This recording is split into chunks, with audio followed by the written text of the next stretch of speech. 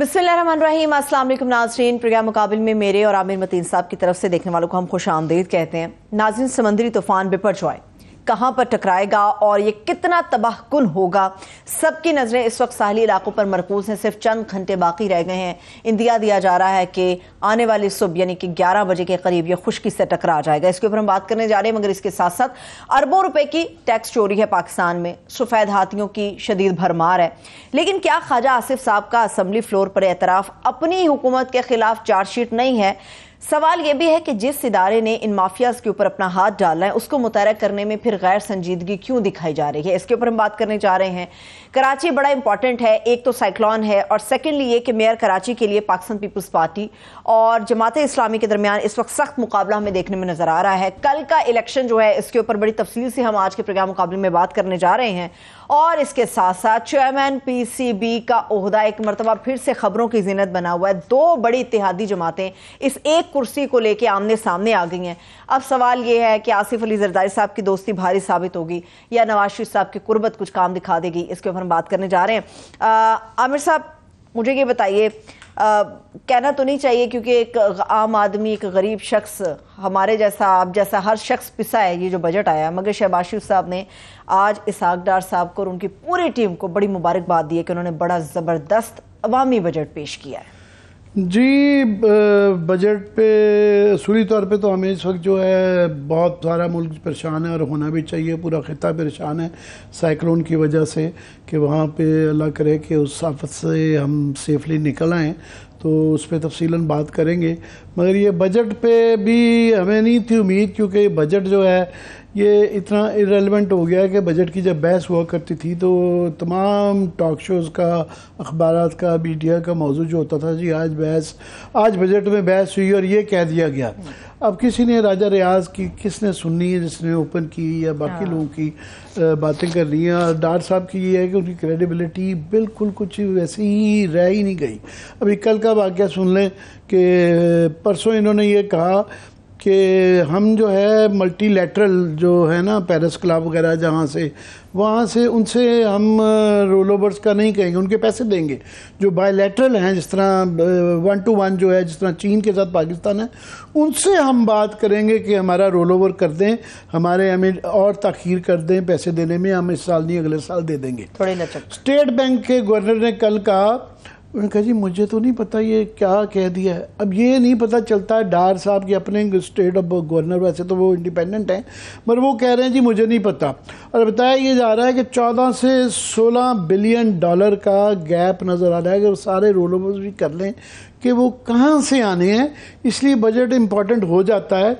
तो उसमें आज इसलिए डिस्कस भी कर रहे हैं कि ख्वाजा आसिफ साहब ने आज बड़ा ही इनकलाबी तकरीर की है। उनको कभी कभी इनकलाब ऐसा खौफनाक तरीके से उसका जोश आता है ना कि अल्हम्दुलिल्लाह जोश आता है, लिबादा जैसे पीडीएम का जो इनकलाब का जो हाल देख रहे हैं पिछले चंद माह से, वो तो सबको पता है कि वो वोट को इज्जत दो तो ख़त्म हो चुका है। मगर वो कहीं ना कहीं से उनके अंदर इनकलाबी जरासीम है, वो किसी दिन जागते हैं, यूँ जोर पकड़ लेते हैं, आतिश फिशां की तरह फट जाते। तो आज आतिश फिशां की तरह वो फट पड़े और उन्होंने बताया कि बजट का बिल्कुल ठीक कहा। जो अब समझ नहीं आती कि जो कहा उन्होंने, जो फैक्ट्स और फिगर्स दिए, कि उस पे इंसान को दाद देनी चाहिए, क्योंकि वो बहुत ही दिलेराना बात उन्होंने की। और मगर ये भी समझ नहीं आती कि इस पे रोया जाए। दाद इसलिए दी जानी चाहिए कि इतनी दिलेराना उन्होंने गुफ्तगू हुई कि बता दिया कि पाकिस्तान की प्रॉब्लम इकनॉमिक क्यों है, कौन से कार्टेल्स हैं, कौन से माफिया हैं, कौन सी पावर लॉबीज हैं जो इस मुल्क को खा गई हैं। और ये बिल्कुल अशराफिया ने ये जो कहते हैं ना लीड कैप्चर, उसकी तस्वीर किसी ने ऐसी पेश नहीं की जिस तरह के ख्वाजा आसिफ साहब ने किया है। ये ज़रा सुनवा सकें अगर प्रोड्यूसर साहब, तो हम उसके बाद बात करेंगे। ये ज़रा सुनिएगा कि ख्वाजा साहब ने कैसे किस किस माफी का क्या क्या बताया है, फिर उस पर हम तबसरा करेंगे। जी, हजारों अरब रुपया जो है वो हमारे मुल्क में ऐसी ऑर्गेनाइजेशन को जिंदा रखने की कोशिश में सर्फ होता है जिनका जिंदा रहना जो है नामुमकिन है। जनाब वाला, ये मुल्क जो है इसका एक एक बाल जो है वो कर्जे में जकड़ा हुआ है। जो हमारी इनकम का सोर्स है वो हमारा मेनली टैक्स है। سر ریئل اسٹیٹ میں 500 ارب روپیہ جو ہے وہ ٹیکس نہیں دیا جاتا. ریئل اسٹیٹ میں ایسے ایسے لوگ ہیں جن کا ٹیلی ویژن کے اوپر نام لینا جو ہے منع ہے. وہ جو 190 ملین کی ڈکیتی ہے اس میں وہ بھی شامل ہے. 500 ارب روپیہ جو ہے نا 500 ارب روپیہ چوری ہو رہا ہے, اور لینڈ ویلیویشن کے مد کے اندر جو ہے نا وہ یہ سارا پیسہ چوری ہو رہا ہے. اس کے بعد ٹوبیکو ہے, 240 ارب روپیہ چوری ہو رہا ہے. دو کمپنیز جو دونوں فورن کمپنیز ہیں وہ 99% ٹیکس پے کر رہی ہیں, اور باقی تمام کمپنیاں جو 40% ہیں وہ 1% ٹیکس پے کر رہی ہیں, اور وہ لوگ ہماری پارلیمنٹ میں پہنچ چکے ہوئے ہیں. انجانے میں اپنی گورنمنٹ کو نہیں چارج شیٹ کر گئے؟ نہیں, اس میں اور بھی کافی انہوں نے جو ہے جامعات کے وائس چانسلر کو کہا کہ وہ ارب پتی بن گئے ہیں. پھر اس کے بعد کوئی آٹو موبائل سیکٹر میں کہا کہ جی 50 ارب کی چوری ہو رہی ہے. ریئل اسٹیٹ میں 50 روپے کا ٹیکس نہیں دیا جاتا. یہ سارے 2000 ارب کا انہوں نے کہا جی یہ کھانچے مارے جاتے ہیں, فراڈ کیا جاتا ہے. بالکل بہت اچھی بات کی ہے, مگر اس میں کافی سارے سوال آتے ہیں. سب سے پہلے تو یہ ہے کہ اس کی ذمہ داری جو ہے ان کا کام ہے, گورنمنٹ کا کام ہوتا ہے, مسئلہ ہوتا ہے, مسئلے کا حل نکالنا. تو یہ ایک نیا سلسلہ ہے. رقائے صاحب کا ایک خاص سٹائل ہے کہ یہ گورنمنٹ میں ہوتے ہوئے مسئلے کی نشاندہی کرتے ہیں. تو انسان یہ پوچھے کہ جناب یہ جو کارٹیلز, یہ جو کلیپٹوکریسی کہتے ہیں جس میں ایک محدود طبقہ پوری طاقت پکڑ لیتا ہے, معاشی بھی اور سیاسی بھی, تو یہ جو کلیپٹوکریسی ہے ہماری, اس کا ذمہ دار کون ہے؟ یہ 35 سال سے, پچھلے سے کم از کم 25 سال سے خواجہ صاحب کے دوستوں کی یا ان کے بزرگوں کی, اور ان کے اب تو نیکسٹ بچے آ گئے ہیں, ان کی حکومت رہی ہے. تو یہ لوگ جو سارے لائے گئے جن کا یہ سیمنٹ کے کارٹلز کا ذکر کر رہے ہیں, تمباکو کا ذکر کر رہے ہیں, سریے کی, آٹو موبائلز کی, تمباکو کی فار ایگزامپل انہوں نے بات کی. تمباکو کا یہ جو کہہ رہے ہیں ان کے دائیں بائیں ہی وہ لوگ بیٹھے ہوئے ہیں, وہ ایک بہت بڑا گروپ ہے. یہ جو صحیح کہہ رہے ہیں کہ 99% 2 کمپنیاں دیتی ہیں, باقی جو سگریٹ پتہ نہیں کتنے ارب روپے کی, ایک دفعہ کوشش بھی ان پہ ہاتھ نہیں ڈالا جا سکتا, کیونکہ ان کا ایک گروپ ہے, وہ مردان گروپ کہلاتا ہے, اور وہ اس میں زیادہ تر نون لیگ کے لوگ ہیں. انہوں نے ٹکٹیں ان کو دیں. اس کے بعد وہ جو اس وقت پی ٹی اے انڈیپینڈنٹ کے نام پہ نون لیگ کے کافی سینیٹرز لڑے تھے, تو وہ بعد میں پی ٹی آئی کا ساتھ دینے لگ پڑے. دوبارہ یہ حکومت گرانے کے لیے پورا کا پورا ٹوبیکو گروپ جو ہے وہ ان کی حکومت میں استعمال ہوا, اور ان کی حکومت کا حصہ ہے, ان کی پارٹی کا حصہ ہے. تو یہ سب سے زیادہ, جس طرح آپ نے اپنے ابتدائیے میں کہا, یہ اپنی ہی پارٹی پہ, ڈار صاحب پہ اور اس حکومت پہ سب سے بڑا الزام انہوں نے لگایا. تو کیوں نہیں کہتے یہ بجٹ ڈار صاحب کو, کیوں نہیں کہتے یہ پرائم منسٹر کو کہ تمباکو کے اوپر یہ ٹیکس لگائیں؟ یہ 2-3 دفعہ کوشش ہو چکی ہے, مگر وہ اتنا سٹرانگ مافیا ہے کہ وہ ہر دفعہ اپنے 2-4 سینیٹر, 2-4 ایم این ایز اور وہاں پہ کے پی کے اندر ایم پی ایز لاتے ہیں, اور زیادہ تر مردان اور یہ سوابی کا ایریا ہے, وہاں پہ یہ تمام وہاں کے ایم پی ایز ہیں, ان کے اربوں کے سٹیکس ہیں, جعلی وہ سگریٹ کی ڈبیاں بناتے ہیں اور مارکیٹ میں چلاتے ہیں. کوئی سب کو پتہ ہے, کوئی ان کو پکڑنے والا نہیں ہے. پھر آپ آ جائیں, انہوں نے ذکر کیا ریئل اسٹیٹ کا, بالکل ٹھیک کیا. 190 ملین پاؤنڈ کا جو انہوں نے کہا کہ جی ملک ریاض کا کوئی نام بھی نہیں لیتا, تو یہ اب تو کیس بھی ہو چکا ہوا ہے اس کے حوالے سے. ہمارا صرف اس پہ ایک سوال رہتا ہے کہ خدا کے لیے آپ پہلے تو وہ 190 ملین جو ہیں پاؤنڈ, وہ آپ اسٹیٹ بینک کو ٹرانسفر تو کریں. جو آپ نے کیس بنا لیا کہ غیر قانونی پہ دیے گئے, وہ کیوں نہیں دیتے؟ اور جو آپ کے اپنے ملک ریاض سے ماضی میں یا حال میں تعلقات رہے ہوئے ہیں, جو ان کو جائیدادیں آپ بیچتے رہے ہیں بڑے ہائی ویلیو کے اوپر, لنڈن کے اندر ہائیڈ پارک جیسی, اور یا اتفاق فاؤنڈری کی جس طریقے سے زمین ان کو بیچی گئی, تو وہ باتیں بھی پھر پوری کریں نا, آدھا سچ نہ بولیں. اس کے علاوہ بات یہ ہے کہ انہوں نے جوڈیشری کا بالکل صحیح فرمایا کہ یہ 10-15 سال سے, کیونکہ یہ تمام اشرافیہ اس کلیپٹوکریسی ہے نا, یہ انہوں نے جکڑا ہوا ہے کہ آپ بالکل عدالتوں کو بلیم کر سکتے ہیں, آپ مہنگے وکیلوں کو بلیم کر سکتے ہیں جو انہوں نے 10 سال سے سٹے چل رہے ہیں. بہت بڑا عدالتوں کا اور ہمارے جوڈیشل سسٹم کا ایک قصور ہے کہ وہ ملے ہوئے ہیں. مگر میں عرض کر دوں جو سب سے زیادہ ان گورنمنٹ کے اوپر وجہ آتی ہے, وہ آتی ہے کہ جی ایک ادارہ ہے کمپٹیشن کمیشن آف پاکستان. وہ انہوں نے ان کارٹلز کے اوپر پکڑنا ہوتا ہے اور انہوں نے پکڑ لیا ہے چیک کر. ہم اس پہ کافی پروگرام کر چکے ہوئے ہیں کہ ان کے اگر یہ پروڈیوسر صاحب ایک آدھا کلپ پہ نہ دکھا سکیں کہ یہ میرا کوئی 7-8 ماہ پرانا کلپ ہے کہ جس کے اندر ان کی کیا پرفارمنس ہے اور یہ ان کی گورنمنٹ جو ہے شہباز شریف کی نہیں اس کے اوپر کوئی عمل کر رہی ہے اور کیسے ان کارٹلز کے خلاف ایکشن نہیں ہونے دے رہے. پروڈیوسر صاحب اگر دکھا سکیں آپ اس کو. جی پہلے جو 2022 مارچ تک جو ہے نا اس کے صرف 2 ممبرز تھے اور کورم ہونے کے لیے کوئی بھی ڈیسیژن کے لیے 3 کا ہونا ضروری ہے. ابھی وہاں صرف 1 رہ گئی ہیں چیئرپرسن صاحبہ. تو آج جو ہے وہاں پہ ایک کمیٹی کے اندر جو ہے نا ان کو پارلیمنٹ کے اندر بلایا گیا تو ان سے پوچھا گیا کہ جناب یہ کیا ہو رہا ہے وہاں پہ, تو کیوں نہیں فائنانس منسٹر کہ آپ ان کو کیوں نہیں باقی ممبرز 4 دے رہے, اس کو فعال کیوں نہیں بنا رہے, کیونکہ یہ سارا جو کارپوریٹ ورلڈ ہے یہ فائنانس منسٹری کے تھرو پالیسی اسٹیٹ بینک کے تھرو SROs یہ سارا کچھ کیا جاتا ہے. تو وہ وہاں پہ میں آپ کو بتا دیتا ہوں اس کا جواب کہ ان کے پاس آئیں بائیں شائیں کر رہے تھے.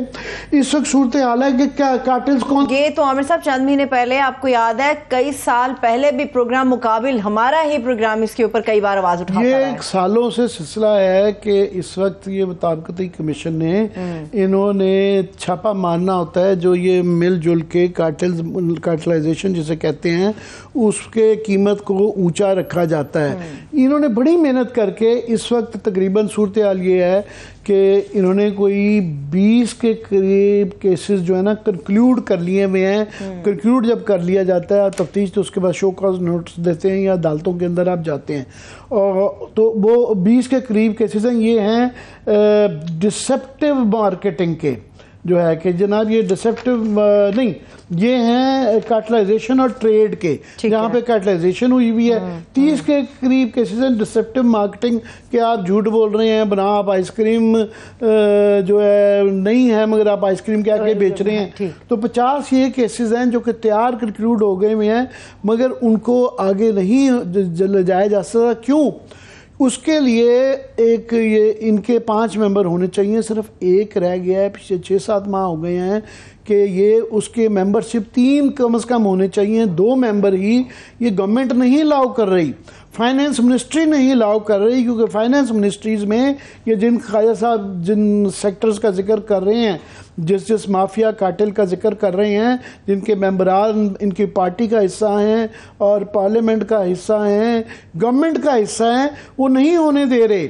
وہ وہاں پہ بیٹھے ہیں کہ اگر آپ نے یہ دیا تو ان کے خلاف ایکشن ہو جائے گا. اور اس کے اندر سن لیں کوئی ایسا سیکٹر ہے جو نہ ہو جس کے خلاف انکوائری نہیں ہو چکی, ثابت ہو چکی بھی ہے ان کی طرف سے تفتیش کہ جناب یہ شامل ہیں, یہ مل کے آپس میں گٹھ جوڑ کر کے اس کا پیسہ قیمت زیادہ رکھتے ہیں. اس کے اندر شیشے والے ہیں, ٹریکٹر والے ہیں, دالیں, دودھ, توانائی, پولٹری, سیمنٹ, کھاد, اس کے بعد روڈ ٹرانسپورٹیشن والے ہیں, ایویشن والے ہیں, میڈیا بھی ہے, کیبل, ہوم اپلائنسز, پھر steel, power sector, cinema industry, cooking oil, banking, petroleum, auto mobiles, سارے ہی سیکٹر ہیں. یہ ابھی سیمنٹ کا ایک بہت بڑا سیکٹر ہے. سیمنٹ اس لیے بھی امپورٹنٹ ہے کہ سیمنٹ کے آگے تقریباً کوئی 40 کے قریب جو ہے نا اس کے انڈسٹریز اور ہیں جو اس کی سیمنٹ کی وجہ سے کنسٹرکشن کے اندر چلتی ہیں اور یہ میجر سیکٹر ہے. پنجاب کے اندر جو ہے نا اس کی تفصیل شروع ہو گئی. سندھ ہائی کورٹ نے اس کے اوپر سٹے ڈالا ہے. 24 کے قریب پیشیاں ہو چکی ہیں مگر وہ حالانکہ عوام کے مفاد میں ہیں. عدالتوں کو شرم آنی چاہیے کہ یہ عوام کے مفاد کے لیے وہاں پہ یہ بیٹھے ہوئے ہیں اور 10 سال سے یہ والے آٹے والے یہ بیٹھے ہوئے ہیں سٹے لے کے اور کوئی یہ سیکٹرز ہیں یہ تمام ہی سیکٹرز کی کہانی ہے. دس از اسٹوری آف پاکستان. خواجہ آصف صاحب جو یہ زیادتی کر رہے ہیں کہ پوائنٹ آؤٹ کر رہے ہیں تو یہ اس کی درستگی نہیں کر رہے. یہ ڈار صاحب کی تعریف بھی کیے جا رہے ہیں اور پرائم منسٹر کی بھی دن رات تعریف کرتے ہیں, اپنی پارٹی کی بھی کرتے ہیں اور ساتھ میں پھر یہ انقلابی تقریر نہ کریں یہ آپ کا کام ہمیں پہلے بھی پتہ ہے, ہم یہ ساری چیزیں خود بتاتے رہتے ہیں. ایک اور بھی رہتے ہیں. اختلاف ہے عامر صاحب, انہوں نے اپنے خطاب میں انہوں نے جو بات کی اسمبلی فلور پہ, انہوں نے یہ بھی کہا کہ جی اگر سیاستدان کو چھوٹا موٹا ہاتھ مار لیتا ہے تو اس کے اشتہار لگ جاتے ہیں. آپ لوگوں کے بڑے اشتہار اسی لیے لگنے چاہیے اور ہر صورت لگنے چاہیے کہ آپ ووٹ لے کر یہاں پر آتے ہیں, آپ کا کام ہے لوگوں کو نکیل ڈالنا. آپ لوگ کہتے ہیں کہ جی ہم چھوٹا موٹا ہاتھ مار لیتے ہیں تو اشتہار لگا دیے جاتے ہیں. ان کا جو چھوٹا موٹا کام تو وہ جو ہے نا ڈائریکٹلی جس میں پکڑے جائیں, یہ سارے مافیاز کے پیچھے ان تمام لوگوں کے ایک ایک کا نام لینا شروع کریں. میں آپ کو کہوں کہ تو میں ہر کوئی بچہ نام لے لے گا کہ یہ تمباکو والے کون سے وہاں بیٹھے ہوئے ہیں, سیمنٹ والے کون سے بیٹھے ہوئے ہیں, کنسٹرکشن والے جو ہیں, تمام سینٹ کی جو کمیونیکیشن کی جو کمیٹی ہے اس کے اندر 80% افراد ہیں جو کہ پاکستان کے سب سے بڑے ٹھیکیدار ہیں. سو یہ بلڈرز, ٹھیکیدارز, یہ سارے سینٹ میں کروڑوں اربوں روپے خرچ کے جو ہے نا یہ ممبرشپس لیتے ہیں یا پارٹیز کو سپانسر کرتے ہیں, پھر پالیسی اپنے مطابق کرتے ہیں.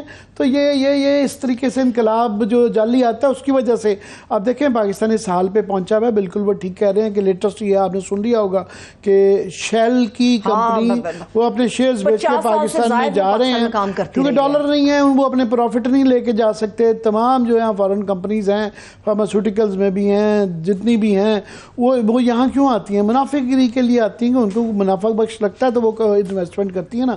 تو منافع ہم ان کو لے کے نہیں جانے دے رہے کیونکہ ہمارے پاس ڈالر نہیں ہے. تو یہ ساری یہ ون آفٹر انادر کچھ چھوڑ چکی ہیں, کچھ جا رہی ہیں, کچھ چلی جائیں گی. تو یہ ان کے اوپر ہاتھ ڈالیں نا, ہمیں باتیں نہ سنائیں.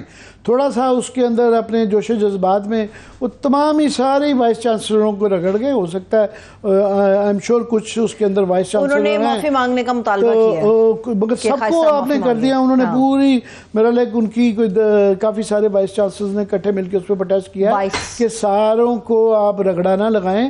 تو اسی طرح ہی ساری انڈسٹری بھی ساری خراب نہیں ہے, سارے سیمنٹ والے, سارے کاروں والے تو تقریباً ساری ویسے انہوں نے کہا کہ اسمبلی میں میرے دائیں بائیں یہ لوگ موجود ہیں, نام بھی لینے چاہیے تھے. اگر ایک شخص کا نام لیا تو ان کے نام بھی لینے چاہیے تھے. دلیرا نہ تو گفتگو اور خطاب تو عامر صاحب پھر یہی ہوتا ہے, ایسی باتیں تو کوئی بھی کر لیتا ہے, ایسا انقلاب تو کوئی بھی کر لیتا ہے. بات یہ ہے کہ ہم ان سب کو ہمارے ساتھ جیسے ہی مڈل کلاس یہ تھے, ہمارے سامنے ہی جاوید ہاشمی صاحب موٹر سائیکل پہ آئے تھے, لیاقت بلوچ آئے تھے, خالد صاحب کا بھی کوئی ہمارے جیسے ہی حال تھا, اسفندیار ولی صاحب کا بھی ہمارے جیسا ہی حال تھا, فضل الرحمان صاحب جو ہے ایک بستے کے اوپر جو ہے نا کسی سے لفٹ کر کے ٹوٹی پوٹی گاڑیوں میں آتے تھے. یہ ساروں کا لائف سٹائل دیکھ لیں اور ان کے ٹیکس دیکھ لیں تو یہ پورا نظام ہی اس طریقے کا وہ آ گیا. اچھا میں بریک کی طرف چلی جاؤں. ابھی بریک پر جانے سے پہلے آپ کو بتا دوں وہ ترین صاحب کی پارٹی کو نوٹس آ گیا ہے عامر صاحب کے نام بدل لیں. جاتے جاتے میں نے کہا جی وہ بتایا گیا تھا کہ ایک اور پارٹی اسی نام سے تقریباً جنگ کے اندر رجسٹر, وہ کہتے ہیں ہم تحریک ہے مگر تھوڑا سا ملتا جلتا نام ہے تو اس لیے نوٹس آیا. اچھا غلطی ہو گئی نا, وہ جو اس طرح کی ان کو چیک کرنا چاہیے تھا. اتنی جلدی میں جب کام کیے جاتے ہیں, جب راتوں رات پارٹیاں بنائی جاتی ہیں تو اس طرح کی غلطی کے امکانات ہوتے ہیں. متوقع کیا ہو سکتا ہے؟ ابھی بریک پر جانے کے لیے چلیے 1-2 منٹ میں کیا متوقع ہوں ٹانگا اس کا ہونا چاہیے کنگز پارٹی جو کہہ رہے ہیں نا, تو اس کی جو ہے کوئی بنا لیں گے گھر کا ٹانگا پارٹی. لیکن کسی نے چنگچی پارٹی کی بھی آپشن سامنے رکھی ہوئی ہے, اس میں ابھی فی الحال جو ہے نا سما سکتے ہیں. میں گزارش کروں گا کہ آپ کی تجویز زیادہ تجویز نہیں ہے, مجھے مت پسند, میری تجویز نہیں ہے. بریک لے کے آتے ہیں, بڑی سنجیدہ بات کریں گے جو کراچی کے جو طوفان کے متعلق جو ہے وہ بڑا ہی سیریس مسئلہ ہے. بریک کے بعد میرا طوفان پہ بریک سے بات کریں گے. ابھی بریک پر جانے سے پہلے کراچی کے الیکشن پہ بات کر لیتے ہیں. ابھی بریک کے لیے مجھے کہا جا رہا ہے کہ 1-2 منٹ کے لیے کچھ آپ ڈیلے رکھیں, کچھ معاملات ہیں وہ درست ہو رہے ہیں. ابھی پھر کراچی الیکشن کے اوپر بات کریں. عامر صاحب ایک طرف طوفان کا خطرہ ہے اور آنے والے چند گھنٹوں میں طوفان بھی ٹکرائے گا اور 2 جماعتیں بھی آپس میں ٹکرائیں گی, لیکن یہ ٹکرائیں گی کہ نہیں ٹکرائیں گی, الیکشن ہوگا نہیں ہوگا, مجھے تو بڑا ڈوبیس سا لگ رہا ہے. اس وقت سارے کراچی سندھ کو جو ہے طوفان کے اوپر جو ہے فکر مند ہونا چاہیے, مگر وہاں پہ سیاسی جو لڑائی چل رہی ہے, سیاسی جنگ لڑ رہی ہے اور وہ بڑی انفیئرلی چل رہی ہے, اس کے اوپر نظریں مرکوز ہیں. کل جو ہے نا میئر کے الیکشن ہیں کراچی کے میئر کے, تو اب یہ پتہ نہیں ہے کہ یہ طوفان کے اندر لوگوں کے گھر ٹوٹ رہے ہوں گے, پتہ نہیں کیا کیا, اللہ کرے بچت ہو جائے, مگر یہ ہے کہ یہ ہوں گے یا نہیں ہوں گے. مگر ہوں گے تو یہ بہت ہی جھگڑے کی بنیاد ہوں گے. کراچی میں آپ دیکھیے گا اس کے بعد استحکام نہیں آئے گا. جماعت اسلامی کو یہ انڈر ایسٹیمیٹ نہ کریں.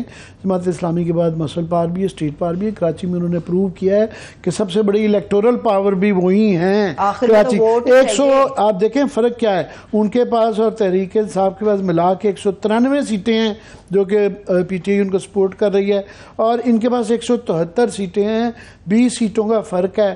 اب یہ لوگوں کو زبردستی دھانسلی کے ذریعے UCR کی بھی خبر آ گئی ہے، تو پھر ان کو شرم کرنی چاہیے۔ یہ ایک میں کہتا ہوں بلاول بھٹو صاحب کو کے خلاف یہ سازش ہے کہ یہ جو پاور پالیٹکس میں پڑ گئے ہیں کہ اسلام آباد کی اسمبلی بھی انہوں نے اس طریقے سے تبدیل کی، پنجاب کی بھی اس طرح کی، اب یہ میئر کا بھی کر رہی ہیں۔ ان کی اللہ لمبی عمر کرے، انہوں نے 30 سال اور جو ہے سیاست شاید کم از کم 30-40 سال کرنی ہے۔ یہ باتیں آگے آئیں گی، کل کو ان کے خلاف جب یہ چیز ہوا کریں گی تو یہ کس منہ سے پروٹیسٹ کریں گے۔ چلے بریک سے واپس آ کے اس کے اوپر میں بات کر لیں۔ کچھ متضاد خبریں بھی آ رہی ہیں پاکستان تحریک انصاف کو لے کے اور پیپلز پارٹی کے درمیان۔ ایک چھوٹی سی بریک سے واپس آ کے سائیکلون اور کراچی کے ہونے والے جو میئر کے انتخاب ہیں اس کے اوپر بات کرنے جا رہے ہیں، ہمارے ساتھ رہیے۔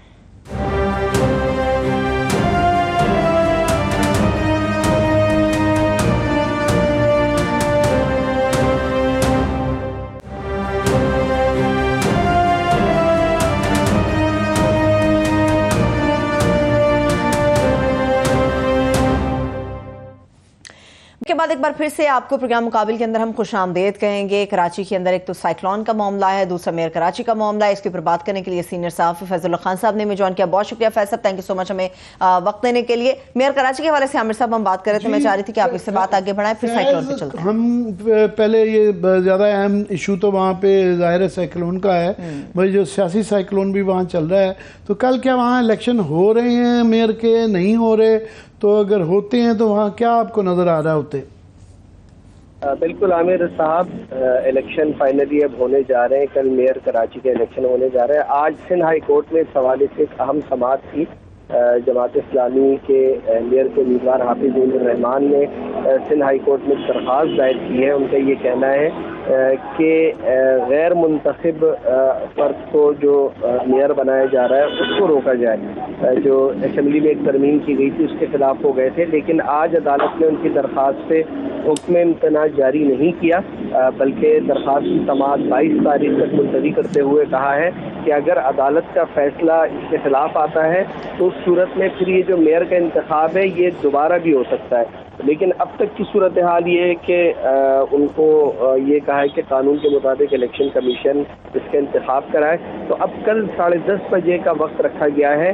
آرٹس کونسل آف پاکستان میں یہ الیکشن ہوگا اور اس کے لیے 10:30 بجے کا وقت رکھا گیا ہے، جہاں پر پاکستان تحریک انصاف، جماعت اسلامی، پیپلز پارٹی، مسلم لیگ، JUI اور TLP کے کامیاب نمائندے پہنچیں گے۔ حلف برداری کی تقریب تو ہو چکی ہے ان کی، اور اب جو ہے فائنلی یہ ووٹ ہونے جا رہا ہے کہ کون میئر بنے گا کراچی کا۔ تو کون بنے گا وہاں؟ جو یہ ہم حافظ نعیم صاحب کی یہ سن رہے ہیں، جس طرح کی وہ سٹوریاں سنا رہے ہیں، جس طرح کی خبریں آ رہی ہیں کہ لوگ اٹھائے جا رہے ہیں، پکڑے جا رہے ہیں۔ UC8 کی تازہ مثال ہمارے سامنے UC8 کی یہ کہہ رہی ہیں تازہ مثال ہے، کچھ پتہ چل رہا ہے DHA میں پکڑے ہوئے ہیں، سائیکلون میں ہی نہ بیچارے مارے جائیں کہ وہ ہے۔ تو کل کیا ہونے جا رہا ہے آپ کے خیال میں اگر الیکشن ہوتے ہیں؟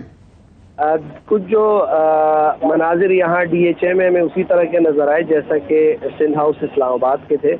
PTI کے جو کامیاب امیدوار ہیں وہ وہاں پر موجود ہیں، فارورڈ بلاک کی شکل میں موجود ہیں یا کسی اور وجہ سے بھی، اور اس میں بڑی دلچسپ صورتحال رہی۔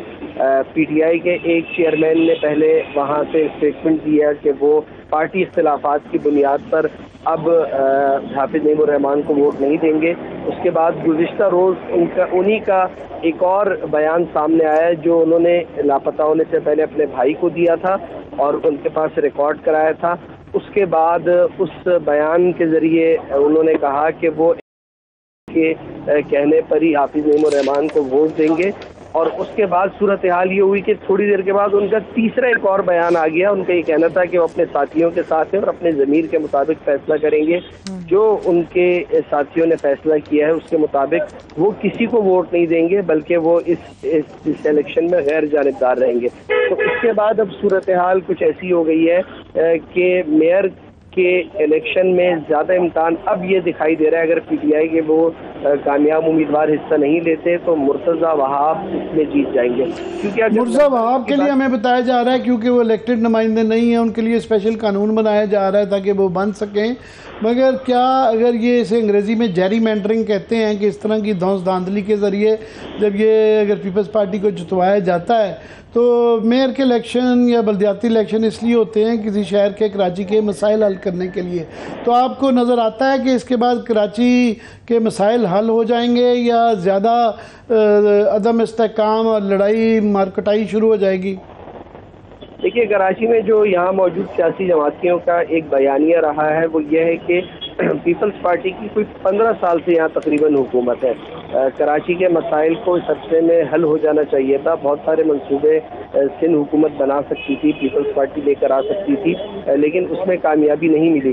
گو کہ کراچی میں پیپلز پارٹی کا کبھی میئر نہیں رہا اور اب یہ صورتحال ہونے جا رہی ہے. وہ یہ کہتے ہیں کہ ہمارا میئر آئے گا تو اب ہم بہت آسانی کے ساتھ یہ سارے کام کر سکیں گے اور ہم شہر کو ترقی دیں گے, ٹرانسپورٹیشن کے منصوبے دیں گے اور یہاں پر ہم پانی کا جو منصوبہ ہے K4 کا اس کو پہنچائیں گے. تو اب یہ ساری باتیں کرتے ہیں. مرتضیٰ وہاب یہ کہتے ہیں کہ چونکہ وفاق میں بھی ان کی اتحادی حکومت ہے, صوبے میں بھی ان کی حکومت ہے, تو ان کے لیے یہ سارے کام کرنا بہت زیادہ آسان ہوگا. وہ یہ کہتے سارے کاموں سے یاد آیا فیض اللہ صاحب ایک اور بھی بڑا مسئلہ جو اس کو کراچی میں خاص طور پہ جس طرح سے عامر صاحب نے بھی آغاز پہ کا سائیکلون کے حوالے سے میں پڑھ رہی تھی, بتایا جا رہا ہے کہ یہ صدی کا سب سے بڑا اور خطرناک سمندری طوفان ہے بپرجوائے, جس کا سامنا ہے اور کل صبح 11 بجے یہ خشکی سے ٹکرا جائے گا. ابھی صوبائی حکومت ایک طرف تو اس طرح لوگوں کو اٹھانے میں ہمیں بظاہر نظر آ رہا ہے کہ بہت زیادہ مصروف ہے, میئر شپ کے الیکشن کے لیے بہت زیادہ مصروف ہے. صوبائی سطح پر جو اقدامات کیے جا رہے ہیں لوگوں کو بچانے کے لیے, خاص طور پر 2 دریا کی اگر بات کریں وہ تو مکمل تباہ ہو جائے گا. تو وہاں پر کتنے تسلی بخش اقدامات اس وقت آپ کو نظر آ رہے ہیں اور حالیہ صورتحال وہاں پہ کیا ہے؟ دیکھیے جو کراچی کی ساحلی پٹی ہے جس میں سینس پہ, ٹھاکس پہ, منوڑا, ٹرٹل بیچ, ان علاقوں میں تو کل میں پورا دن رہا اور آج وہاں پر وہ جو پانی آیا ہے ان علاقوں میں جو رہائشی علاقے ماہی گیر بستیاں ہیں اس کو بھی اس نے متاثر کیا ہے. کل تک کی صورتحال یہ تھی کہ جب میں ان بستیوں میں گیا, میں نے ماہی گیروں سے بات کی کہ کیا اب تک کوئی انتظامیہ کے لوگ پہنچے ہیں, آپ کو یہاں سے منتقلی کے حوالے سے ہدایات جاری کی گئی ہیں. تو ماہی گیروں کا کہنا تھا کہ ہم تک کوئی نہیں پہنچا, ہمیں کسی نے کوئی ہدایات جاری نہیں کی, اور اگر ہمیں کوئی کہے گا تو ہم اس کے باوجود اپنا گھر چھوڑنے کو تیار نہیں ہے. ان کا کہنا تھا کہ جو سرکاری انتظامات ہوتے ہیں وہ کوئی ٹھیک نہیں ہوتے ہیں, کوئی متبادل اچھے انتظامات ہوتے نہیں ہیں, کیمپوں میں لے جا کر یہ چھوڑ دیتے ہیں اور ہمارے جو دیگر مسائل ہوتے ہیں وہ اپنی جگہ برقرار رہتے ہیں. یہ طوفان آتے رہتے ہیں. جو ماہی گیروں کا ایک مزاج ہے, عموماً پاکستان میں چیزوں کو بہت لائٹلی لیا جاتا ہے, تو اس طرح سے ان کا یہ کہنا تھا کہ یہ طوفان آتے رہتے ہیں تو ہم اس کو بھی دیکھ لیں گے. لیکن جو ساحلی پٹی, جو کیٹی بندر کے علاقے ہیں وہ زیادہ اس میں متاثر ہو رہے ہیں. وہاں سے لوگوں کو نکالا بھی گیا ہے, 50,000 کے قریب لوگوں کی منتقلی کا کام کیا گیا ہے اور اس سارے کام میں جو صوبائی انتظامیہ ہے وہ متحرک ہوئی ہے, رینجرز کے فیض یہ بتائیں کہ معاشرے کے اندر تو ایک بات ہمارے یہاں کیا ہر جگہ پہ غریب امیر کے درمیان بڑی تفریق ہوتی ہے, مگر قدرت کا ایک بڑا انسانوں کے ساتھ مساوی سلوک ہوتا ہے. تو یہاں کراچی میں نظر آ رہا ہے کیونکہ سمندر کے کنارے غریب آدمی تو گھر بنا ہی نہیں سکتا, خاص طور پہ یہ جو DHA کے ایریاز ہیں یہاں صرف اشرافیہ رہتی ہے. تو یہ اشرافیہ کو زیادہ اس کے نقصانات ہیں اور بتایا جا رہا ہے کہ وہاں سے بھی ایویکویشن گھر خالی کروائے جا رہے ہیں, کسی جگہ کروائے جا رہے ہیں نہیں. وہاں کی ذرا اشرافیہ کے علاقے کی بتائیں کیونکہ ان کے گھر آفت کبھی کبھی آتی ہے.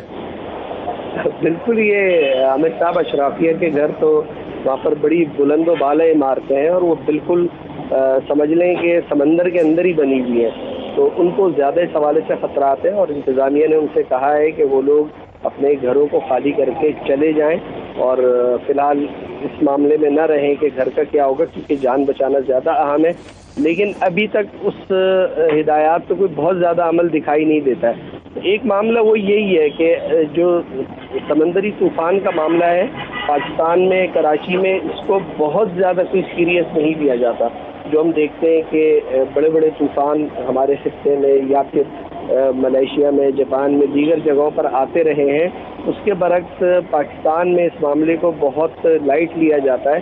تو یہی وجہ ہے کہ اب تک اس حوالے سے کوئی وہ ہلچل نظر نہیں آ رہی ہے.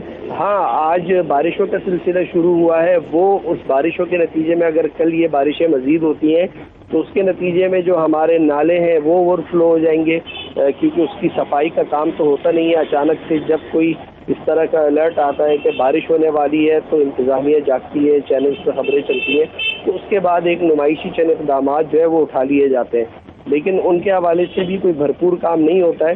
تو یہی صورتحال ہے کہ اگر بارش ہوتی ہے تو اس کے نتیجے میں وہ نالے اوور فلو ہوں گے اور پھر وہ پانی گھروں میں جائے گا, سڑکوں پہ جائے گا, اور پھر وہی اللہ نہ کرے وہی مناظر جو ہم عموماً بارش میں کراچی میں دیکھتے ہوئے نظر آئیں گے. ایک معاملہ یہ ہے کہ بہت سارے علاقوں میں ترقیاتی کام بھی ہو رہے ہیں. ڈی ایچ اے کے علاقے میں بھی کچھ ترقیاتی کام شروع ہوئے ہیں, اس کی وجہ سے کھدائی ہوئی ہے, بارش ہوتی ہے تو وہاں پر بھی بہت زیادہ مسائل کا سامنا کرنا پڑے گا. تو سائیکلون ہے, اس کے ساتھ ساتھ بارشیں ہیں, یہ دونوں چیزیں آ گئی ہیں. انفراسٹرکچر کراچی کا کوئی بہت بہترین نہیں ہے جو ان بارشوں کو سہ سکے, تو یہ پریشانی اپنی جگہ موجود ہے. اور اس بار چونکہ سائیکلون کی وجہ سے اشرافیہ جس کا آپ نے ذکر کیا ان کے لیے بھی مسائل ہیں, اور جو ماہی گیر ہے وہ تو رہتے بھی ہیں اور وہ تو کہتے ہیں ہمارے لیے تو کوئی مسئلہ نہیں ہے, ہم طوفانوں کا سامنا کرتے آئے ہیں, یہ ہماری زندگی کا حصہ ہے. تو ماہی گیر تو رہ رہے ہیں وہاں پر. یہ جو جن علاقوں کا میں گیا, سینس پہ, ٹھاکس پہ, منوڑا بیچ, ماہی گیروں کی صحیح کہہ رہے ہیں, سمجھ بھی آتی ہے کہ ایک تو ان بیچاروں کے پاس چھوٹی سی جھونپڑی ہوتی ہے, اتنے احساسے ہوتے ہی نہیں ہیں کہ وہ, ہاں ان کے مویشیوں پہ ہماری اکثر انسانی جانوں پہ زیادہ توجہ رہتی ہے, مویشیوں پہ کم ہوتی ہے. ہم نے دیکھا سیلاب میں لاکھوں مویشی مارے گئے, ان کی کوئی ہمیں فکر نہیں تھی. مگر یہ چونکہ امیر علاقے کراچی کے ڈی ایچ اے کی طرح یہ سمندر کو کاٹ کے کیونکہ بنائے گئے, اس لیے ان کو زیادہ خطرہ ہے وہاں پہ کہ یہ پانی میں آئیں گے. اور کہا تو یہی جا رہا ہے کہ کیٹی بندر کی طرف یہ اس کا رخ ہے سائیکلون کا, مگر اس کا اگر 25-30% بھی کراچی کی طرف آتا ہے, کیونکہ یہ اتنا بڑا پاکستان کا سب سے بڑا شہر ہے, دنیا کے چند بڑے شہروں میں سے ہے, تو اس 25-30% افیکٹ بھی آیا تو یہاں کیا ہم اس کے لیے دماغی طور پہ, فزیکلی, انتظامی طور پہ تیار ہیں؟ عامر صاحب, ہم کسی چیز کے لیے تیار نہیں ہیں. یہ تو بس اللہ سے پناہ مانگنی چاہیے کہ یہاں زلزلہ نہ آئے یا طوفان نہ آئے, کیونکہ دیکھیے اس کی وجہ یہ ہے کہ تیاری تو خیر کسی کی نہیں ہے. دوسرا جو ایک اہم معاملہ ہے, یہاں پر کسی قسم کی کوئی رضاکاروں کی یا شہریوں کی تربیت کا انتظام نہیں ہے. یعنی یہاں پر آبادی ہے کراچی کی 2-2.5 کروڑ کی آبادی ہے, نہ تعلیمی اداروں میں کوئی تربیتی نظام ہے, نہ کوئی ڈیفنس کے سول ادارے موجود ہیں جو آپ کو بتا سکے کہ کسی مشکل صورتحال میں اگر عمارت میں آگ لگ جائے آپ نے وہاں سے کیسے نکلنا ہے. یدی وہاں ریسکیو کا انتظام نہیں ہوتا, وہ سیڑھیاں موجود نہیں ہوتی ہیں, تو یہ تو بہت بڑے معاملات ہیں. اچھا, اس کے حوالے سے کوئی آگاہی بھی نہیں ہے, کوئی بتانے والا بھی نہیں ہے, تو اللہ نہ کرے یہ صورتحال اگر ہوتی ہے تو یہاں تو بہت خوفناک معاملہ ہو جائے گا.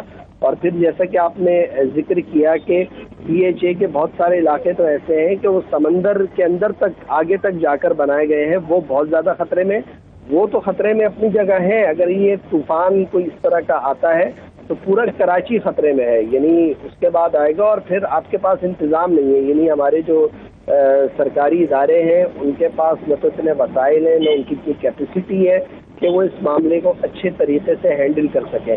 تو اس کے لیے بہت ضروری ہوتا ہے کہ آپ لوگوں کی تربیت کریں, ان کو اس مشکل صورتحال سے نمٹنے کے لیے ان کی مدد کریں, ان کی معاونت کریں. تو ان کو اگر کچھ آپ بتائیں گے تو ان کی مدد ہوگی. اب بالکل آخری لمحات میں یہ کیا کر سکتے ہیں؟ ٹھیک ہے, لیکن فیض اللہ, آپ کو پتا ہے کہ مطلب گزشتہ روز بھی ہم اپنے شو میں بات کر رہے تھے, بڑا شدید کنسرن ایک اس معاملے کو بھی لے کر ہے کہ یہ طوفان جو ہے یہ صرف اربن نہیں بلکہ رورل ایریاز کو بھی ٹچ کرے گا, ان کو بھی افیکٹ کرے گا. میرا کنسرن یہ ہے کہ اس طوفان کے مختصر تقریباً 10 دن باقی ہیں جب عید قرباں آ جائے گی. لوگوں کو ریلیف کیمپوں میں منتقل تو کیا جا رہا ہے ان کے اہل خانہ کے سمیت, مگر لوگوں کا ایک بڑا جذباتی تعلق ہوتا ہے اپنے گھر کے جانور کے ساتھ. ان جانوروں کا یا ان مویشیوں کو کیا ان کا بھی کوئی ٹھکانہ بنایا گیا ہے یا ان کو بیار و مددگار چھوڑ کے جانے کی کوشش کی گئی؟ اگر ایسا ہوا تو سمندر میں بہ جانے کے بعد طرح طرح کی بیماریاں بھی پھوٹیں گے, نئے نئے وائرس بھی سامنے آئیں گے, تو اس کا کیا حل نکالا جا رہا ہے صوبائی سطح پر؟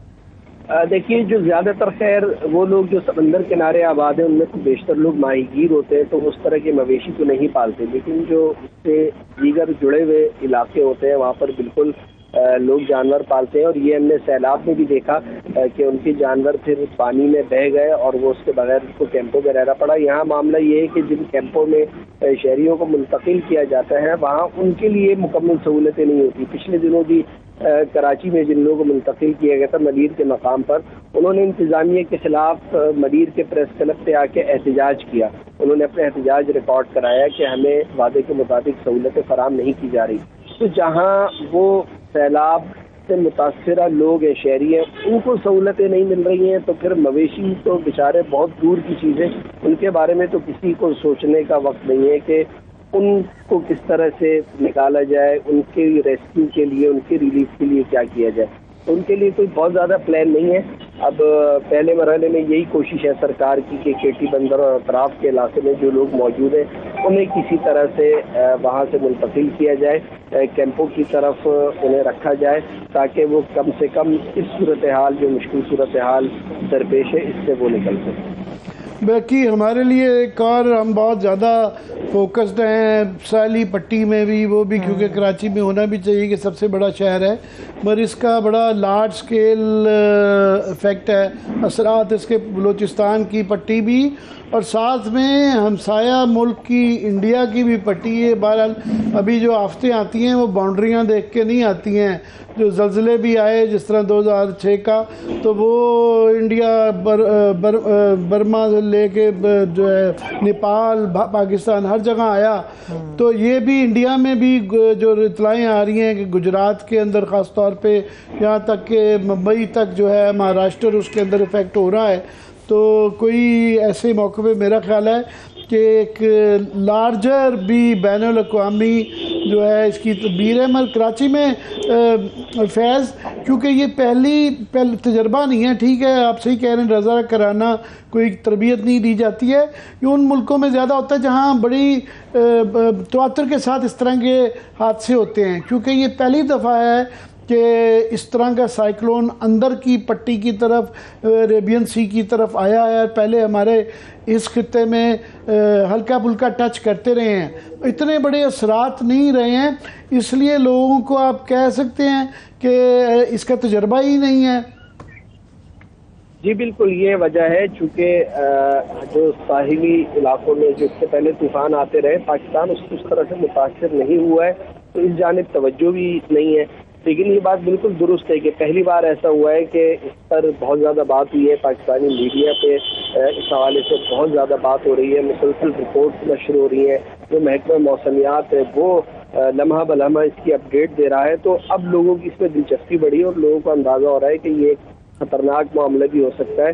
تو اب اس کے اوپر یقیناً اللہ کرے کہ یہ مرحلہ آسانی سے گزر جائے، خیریت رہے، تو اس کے بعد امید کی جا سکتی ہے کہ رضاکار تنظیمیں اور جو سرکار کے ادارے ہیں وہ اس حوالے سے سوچیں اور کام کریں تاکہ لوگوں کو کسی پریشانی کا سامنا نہ ہو، اور اللہ نہ کرے کوئی ایسی مشکل صورتحال پیدا ہوتی ہے تو وہ اس سے نمٹ سکے۔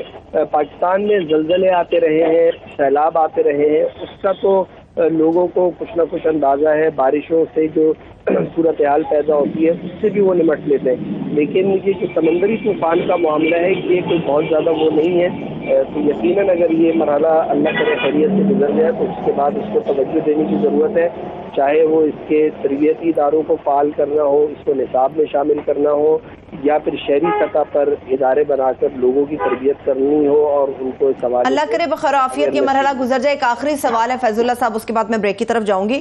آخری سوال آپ سے یہ ہے کہ میں کچھ لوکل چینلز کو فالو کر رہی تھی جو کہ سندھ کے لوکل چینلز ہیں، عموماً ایسا ہوتا ہے جب کسی آفت کا سامنا ہوتا ہے تو لوگوں کا سب سے زیادہ فوکس یا تو ریڈیو پر ہوتا ہے یا پھر سب سے زیادہ لوکل چینلز کو دیکھا جا رہا ہوتا ہے۔ اوور آل تو میڈیا کے اندر یہ بات ہو رہی ہے، مگر ہم صوبائی سطح پہ پولیو کی مہم ہو، ڈینگی کی مہم ہو، ترقیاتی منصوبوں کی مہم ہو تو وہ بڑے زبردست طریقے سے پیش کی جا رہی ہے، مگر لوکل چینلز پہ انفارچونیٹلی لوگوں کو اس طوفان سے نمٹنے کے لیے خاطر خواہ آگاہی کہیں نظر نہیں آ رہی جتنا میں نے فالو کیا ہے۔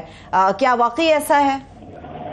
جی بالکل اس کی کمی میں نے آپ کو بتایا نا کہ زلزلہ یا سیلاب یا بارشیں اس حوالے سے تو پھر کچھ نہ کچھ آگاہی موجود ہے، اور پولیو اور دیگر جو اس طرح کی مہمات ہوتی ہیں اس کے حوالے سے بھی کچھ شعور موجود ہے، لیکن سمندری طوفان کے حوالے سے بالکل نہ کوئی تیاری ہے، نہ ہمارے پاس اتنے زیادہ ماہرین موجود ہیں، نہ ان کو سامنے لایا گیا ہے کہ وہ لوگوں کو بتا سکیں۔ کہ اس صورتحال سے کیسے نمٹتے ہیں. اب ایک معاملہ یہ ہوتا ہے کہ یہاں پر دفعہ 144 کا نفاذ ہے کہ شہری نہ جائیں. آج شہری رحمان کو کہنا پڑا کہ کراچی والے وہاں جا کے ٹک ٹاک نہ بنائیں. یعنی پولیس وہاں کل بھی میں یہ 2 دریا سی ویو کے علاقے میں تھا, پولیس اور شہریوں کی آنکھ میں چولی رہتی تھی. فیملیز آ رہی ہیں, گاڑیوں میں بیٹھے ہوئے لوگ آ رہے ہیں, پولیس ان کو وہاں سے بھگا رہی ہے کہ آپ یہاں سے جائیں. یہ ایک لوگوں میں خود بھی اس حوالے سے وہ ہونا چاہیے شعور کہ یہ کوئی اتنا لیکن فیض اللہ خان صاحب آپ کی بات بالکل صحیح ہے, لیکن قانون کی عملداری صرف کہنے کی حد تک نہیں ہونی چاہیے, بغیر دکھنے میں بھی سامنے آنی چاہیے. اگر لوگ ساحل کا رخ کر رہے ہیں, پکنک پوائنٹ بنا کر جا رہے ہیں, وہاں پہ ہلا گلا کر رہے ہیں, وہاں پہ کھانے کھا رہے ہیں, تو اس چیز کو قانون کو سخت ہاتھوں سے اس سے نمٹنا چاہیے, کیونکہ ہر جان قیمتی ہے. بہت شکریہ, تھینک یو سو مچ. مجھے ایک چھوٹی سی بریک کی طرف جانا ہے. بریک سے جب واپس آئیں گے تو بات کریں گے, پنجابی میں کہتے ہیں, وہ کہتے ہیں کہ ٹوٹ گئی تڑک کر کے, تو اب کس کے ٹوٹ گئی ہے تڑک کر کے. بریک سے واپس آ کے بات کرتے ہیں, ہمارے ساتھ رہیے.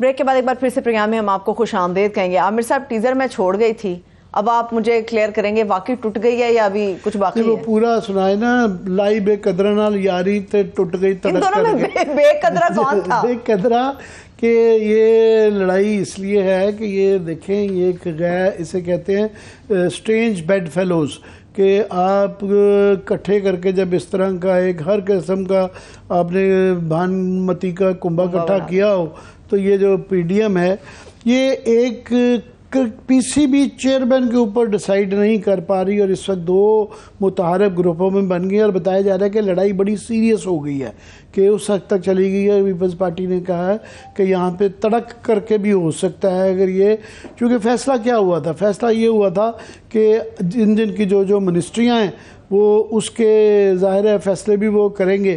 تو یہ سپورٹس کی منسٹری جو احسان مزاری صاحب ہیں, پیپلز پارٹی کے ہیں, ان کے پاس ہے, کشمور سے ایم این اے ہیں, یہ ان کے پاس ہے, اور اس منسٹری کا سپورٹس کے اندر جو ہے نا جول ان دا کراؤن جس کو کہتے ہیں نا, وہ جو سب سے امپورٹنٹ ادارہ ہے وہ پی سی بی ہے. اب وہاں پہ نون لیگ نے اپنے فیوریٹ نجم سیٹھی صاحب, وہ جو پی سی بی کی جانے نہیں چھوڑتے, کہ اس میں آپ دیکھیں ہر دفعہ پی سی بی جاتے ہیں, پی سی بی میں کیا ہے, لوگ یہ پوچھتے ہیں کہ یار وائی پی سی بی, ان صاحب نے کبھی زندگی میں بلا نہیں اٹھایا. تو وہ کہہ رہے ہیں نا پی سی بی ایک جس طرح پی آئی اے ہے, یہ ایک بہت بڑا جہاز ہے, اس کے اندر سٹیکس ہیں, ٹورز ہیں, پیسے ہیں, اور ان کے اوپر کافی سارے مسائل بھی ہیں, سوالات بھی ہیں. فار ایگزامپل ہم خود یہ بات کرتے رہے ہیں کہ ٹی وی رائٹس کے بڑے ایشوز ہیں کہ کس طرح کس کو دیا گیا. پھر ہم خود پروگرام کئی کرتے رہے ہیں, کرپٹو کرنسی جو ہے وہاں پہ پی سی بی خود الاؤ کرتی رہی ہے, اسٹیٹ بینک کہہ رہی ہے کہ یہ ہم نے اجازت نہیں دی ہوئی ہے. وہ تو نیب کا کیس ہے, سیدھا نیب کا کیس ہے. پھر جوئے کی کمپنیوں کے اشتہار پی سی بی جو ہے نا اسپانسر کر رہی ہے, اور وہ خود کے چلتی نہیں ہے, اور کوئی وہاں پہ پروگرام نہیں ہے. دوسرا ایک ایشو بہت بڑا یہ آ گیا ہے کہ آگے 2 بہت بڑے کرکٹ کے ایونٹ آ رہے ہیں. ایک آ رہا ہے ایشیا کپ, جس میں ہم نے فیصلہ کرنا ہے کہ وہ کیونکہ بھارت میں ہو رہا ہے, اور ابھی تک ہم نے یہ ہلکی سی دھمکی نجم سیٹھی صاحب نے دی ہوئی ہے کہ شاید ہم بائیکاٹ کر دیں گے, مگر یہ ایک بہت بڑا فیصلہ ہے جو کہ کر رہے ہیں کہ آپ نے بھارت میں جانا ہے, نہیں ہونا, دبئی میں ہوگا, کیا فیصلہ ہو پاتا ہے, سری لنکا کے اندر ہوگا. تو یہ ایک بہت بڑا فیصلہ ہے جو ڈیسائیڈ کرنا ہے. اور دوسرا ایک بہت بڑا جو ایشو ہے, ورلڈ کپ آ رہا ہے, چند ہفتوں میں ورلڈ کپ آ جائے گا. تو ورلڈ کپ کے لیے بجائے اس کے کہ کرکٹ کا فوکس پی سی بی کا اس طرف ہو کہ بچوں کی تربیت کیسے کرنی ہے, ٹیم کیسے بننی ہے, وہ بلا بلا, تو وہاں پہ جو ہے نا لڑائی مار پٹائی چل رہی, تلواریں نکری ہیں, جو آپ کہہ رہی ہیں نا کڑک کر کے والا وہ ہوا ہے. لڑائی واقعی بہت سیریس ہو گئی بھی ہے, کیونکہ پیپلز پارٹی تک بیک آؤٹ نہیں کر رہی ہے. پیپلز پارٹی کے کینڈیڈیٹ جو ہیں ذکا اشرف صاحب ہیں, ان کا بھی کرکٹ کا تھوڑا تجربہ ہے ان کا, مگر وہ پہلے رہے ہوئے بھی ہیں پر ان کے اوپر کوئی سوالات نہیں ہیں ریلیٹیولی. میں یہ نہیں کہوں گا کہ میرے نجم سیٹھی کا میں ناقد رہتا ہوں, ایک زمانے میں ہمارے بڑے دوست رہے ہوئے ہیں, پر یہ جب سے انہوں نے میرے خیال اپنی عزت گوائی ہے کہ آپ کے ٹیکر گورنمنٹ بن کے آپ یہ جب آپ لیتے ہیں, چھوڑ دیں پنکچروں شکروں کے الزامات جو بھی چھوڑ دیں, تو جب آپ یہ بنتے ہیں جس طرح کے رفیق تارڑ صاحب جو ہیں, آپ 1993 میں آپ فیصلہ دیتے ہیں ان کے حق میں نواز شریف کے, اور اس کے بعد پھر آپ اس کے اندر سینیٹر بن جاتے ہیں, صدر بن جاتے ہیں. تو اسی طرح ہی ان کا جب آپ ان کے کیئر ٹیکر نگران گورنمنٹ ہوتی ہے اور اس کے بعد اس گورنمنٹ کو جوائن کر لیتے ہیں. اسی طرح مصدق ملک صاحب وہ بھی کیئر ٹیکر آئے تھے, منسٹر بنے تھے فیڈرل گورنمنٹ میں, وہ بھی گورنمنٹ جوائن کر لیتے. تو پھر جب اس طرح کا آپ اخلاقی طور پہ کام کریں تو پھر شک ضرور رہتا ہے.